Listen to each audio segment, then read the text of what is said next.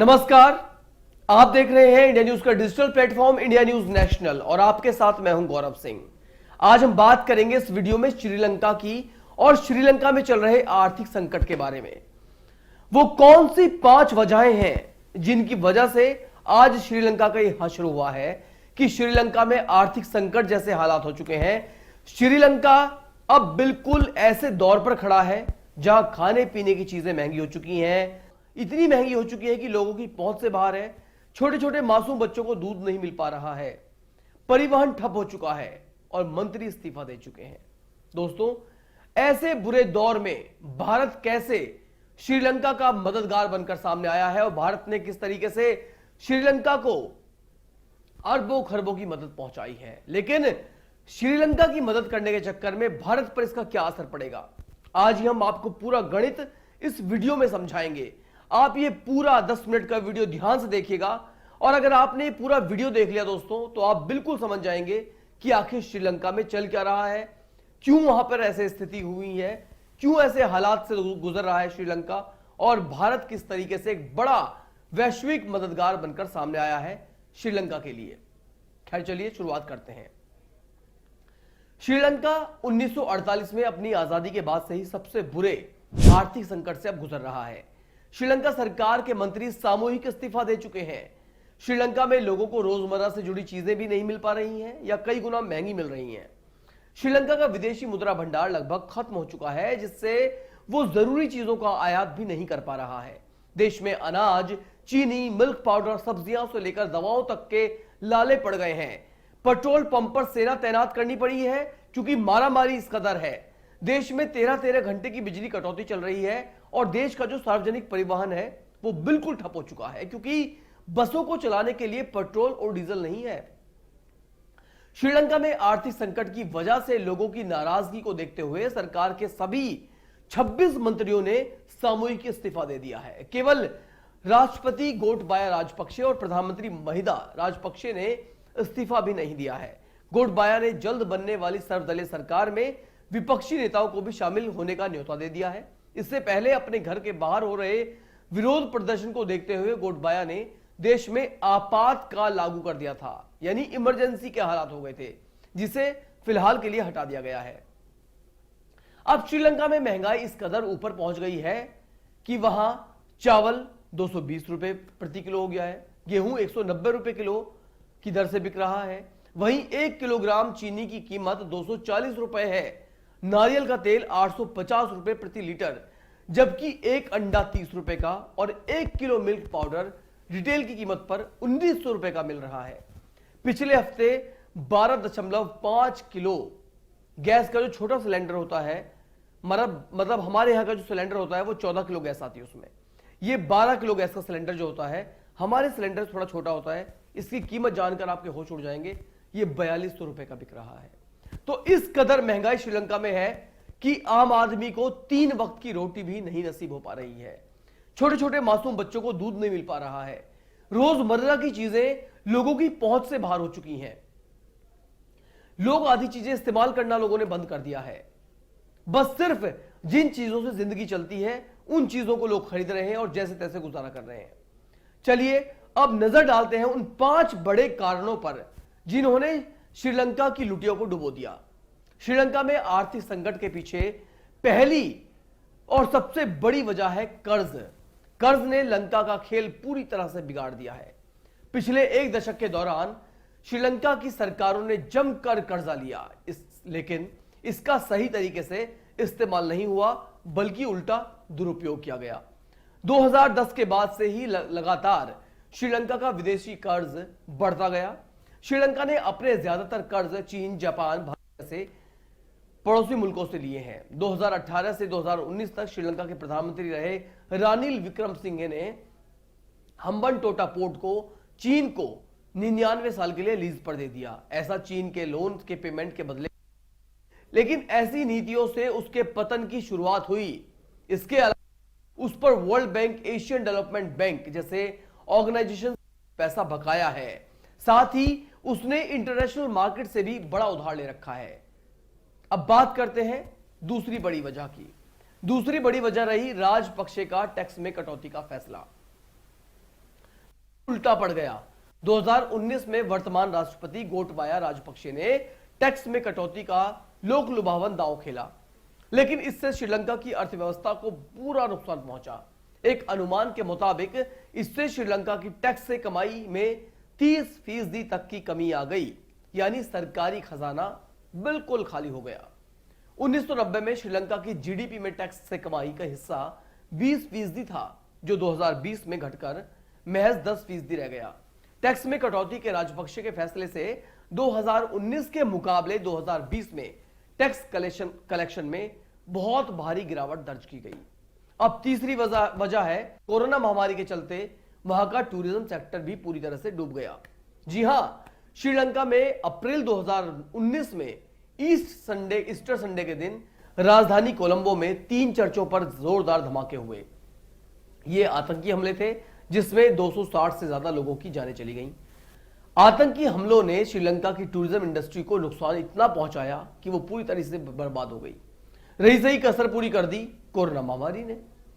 Tourism sector Sri Lanka में विदेशी मुद्रा कमाने का तीसरा सबसे बड़ा जरिया है। 2018 में श्रीलंका में 23 लाख टूरिस्ट आए थे, लेकिन ईस्टर आतंकी हमले के बाद 2019 में यानी अगले ही साल इनकी संख्या में बहुत भारी गिरावट दर्ज की गई और कुल 19 लाख टूरिस्ट आए, 21% की गिरावट हुई थी।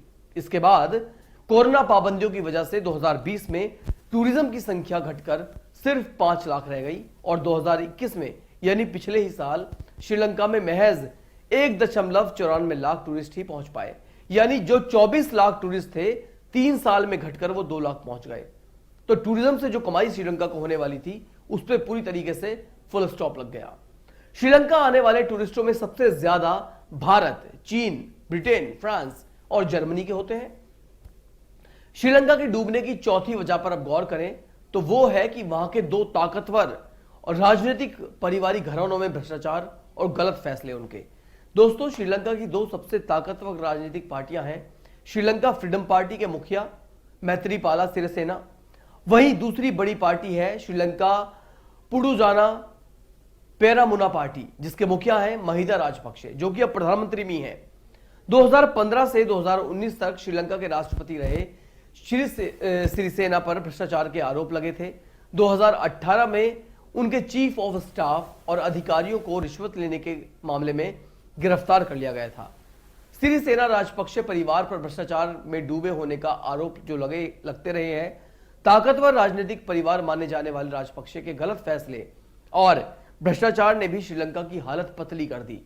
पिछले 2 दशक से इस ताकतवर राजनीतिक परिवार की श्रीलंका में तूती बोलती थी। और अब बात करते हैं 5वीं और सबसे आखिरी वजह की, और वो है वहां की खेतीबाड़ी में केमिकल फर्टिलाइजर्स पर बैन। जी हां, 2021 में गोटबाया राजपक्षे की जो सरकार है उन्होंने ऑर्गेनिक खेती को बढ़ावा देने के लिए श्रीलंका में खेती में केमिकल फर्टिलाइजर्स और कीटनाशकों के इस्तेमाल पर पूरी तरीके से रोक लगा दी। इस पाबंदी के लगने के बाद हुआ क्या कि यह फैसला गलत साबित हुआ और अनाज का उत्पादन उसमें भारी गिरावट दर्ज की गई। उत्पादन घटने से अनाज के दाम आसमान छूने लगे और फरवरी में खाद्य महंगाई 25.7% पर पहुंच गई। श्रीलंका की लुटिया डूब चुकी है। हालांकि एक अच्छा पड़ोसी होने के नाते भारत श्रीलंका की मदद लगातार कर रहा है। भारत ने श्रीलंका को दवाइयां, अनाज समेत अन्य जरूरी चीजें खरीदने के लिए $1 अरब यानी करीब 76,000 करोड़ रुपए की क्रेडिट लाइंस को मंजूरी दे दी है। भारत 2022 की शुरुआत से श्रीलंका को $2.4 अरब यानी करीब 18,000 करोड़ रुपए की आर्थिक सहायता लगातार दे चुका है और भारत ने इसके अलावा $500 मिलियन की क्रेडिट लाइन तेल खरीदने के लिए खोल दी है। इसी के तहत 2 अप्रैल को भारत ने श्रीलंका में 40,000 मैट्रिक टन डीजल श्रीलंका पहुंचाया। कुल मिलाकर भारत पिछले 50 दिनों में देखे जाए तो श्रीलंका को 2 lakh metric ton diesel supply दे चुका है। भारत के ने साथ ही हाल में श्रीलंका को 40,000 टन चावल भेजे हैं, जो 3 लाख टन चावल की पहली खेप है। भारत ने श्रीलंका के जाफना के तीनों द्वीपों पर 12 अरब डॉलर की लागत से 3 विंड फार्म बनाने की भी घोषणा कर दी है। अब बात यह है कि भारत इस कदर मदद तो कर रहा है लगातार, लेकिन इस मदद का भारत पर क्या असर पड़ेगा, अब उसकी बात कर लेते हैं कि श्रीलंका संकट का सबसे बड़ा असर भारत में शरणार्थी संकट के रूप में पड़ सकता है और सामने आ सकता है। श्रीलंका से बड़ी संख्या में तमिल शरणार्थी भारत आने लगे हैं। इनकी संख्या श्रीलंका का आर्थिक संकट गहराने से और ज्यादा बढ़ सकती है। यह पहली बार होगा जब आर्थिक वजहों से किसी देश से भारत में शरणार्थियों का पलायन होगा। इससे पहले भारत में आए तिब्बती और रोहिंग्या शरणार्थी उनके देश के राजनीतिक कारणों से आए थे। श्रीलंका भारत के लिए जियोपॉलिटिकल रूप से बहुत महत्वपूर्ण है। पिछले 2 दशक में श्रीलंका में चीन का प्रभाव बहुत बढ़ गया है। ऐसे में भारत नहीं चाहता कि श्रीलंका चीन के चंगुल में फंसे। इसलिए इस संकट के दौर में भारत श्रीलंका की ज्यादा से ज्यादा मदद करना चाहता है और कर भी रहा है। लेकिन कितनी मदद की जाए, कितना पैसा बहाया जाए और इस पैसे से क्या होगा? क्या चीन का संकट सिर्फ भारत की मदद से दूर हो जाएगा या फिर भारत को अपनी तंगहाली का सामना करना पड़ेगा कि यानी जो संकट चीन सामना जिसका कर रहा है, कुछ ऐसे ही कमोबेश वैसे हालात अब फिर भारत में हो जाएंगे?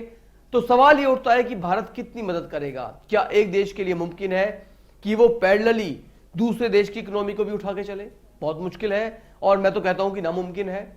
अब बात ये आती है, सवाल ये खड़ा होता है कि भारत कितनी मदद कर पाएगा। अब तक डीजल से, चावल से, अनाज से, दवाओं से इतनी मदद की जा चुकी है और कितनी मदद की जाएगी। लेकिन श्रीलंका को उभरने में अब क्या करना होगा? सबसे बड़ा सवाल तो यह है कि श्रीलंका को कुछ फैसलों पर रोक लगानी होगी। अगर वो अब टैक्स को दर बढ़ा देता है तो लोग टैक्स कहां से देंगे? लोग तो पहले ही इतने तंगहाल हैं।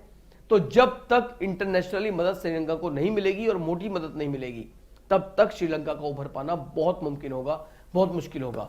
तो दोस्तों, उम्मीद करता हूं कि वीडियो आपको अच्छी लगी होगी, बहुत ही ज्ञानवर्धक भी लगी होगी, क्योंकि हमने आपको श्रीलंका का पूरा एबीसीडी समझाया है कि क्यों तो श्रीलंका डूबा है, कैसे भारत ने उसे मदद पहुंचाई है और भारत इतनी मदद क्यों कर रहा है और उस पर क्या असर पड़ने वाला है। अगर वीडियो ये आपको अच्छी लगी तो इसे अपने दोस्तों, अपने रिश्तेदारों और ज्यादा से ज्यादा लोगों को इसे शेयर करें, इसे लाइक करें और ऐसी तमाम बड़ी खबरों के लिए हमारा चैनल इंडिया न्यूज नेशनल भी जरूर सब्सक्राइब करें। धन्यवाद। अगर आपको हमारा ये वीडियो पसंद आया हो तो वीडियो को लाइक करें और चैनल को सब्सक्राइब करें और हाँ, बेल आइकन को दबाना ना भूलें ताकि आप तक वीडियो का नोटिफिकेशन पहुंचता रहे। देश और दुनिया की तमाम खबरों के लिए देखते रहिए इंडिया न्यूज नेशनल।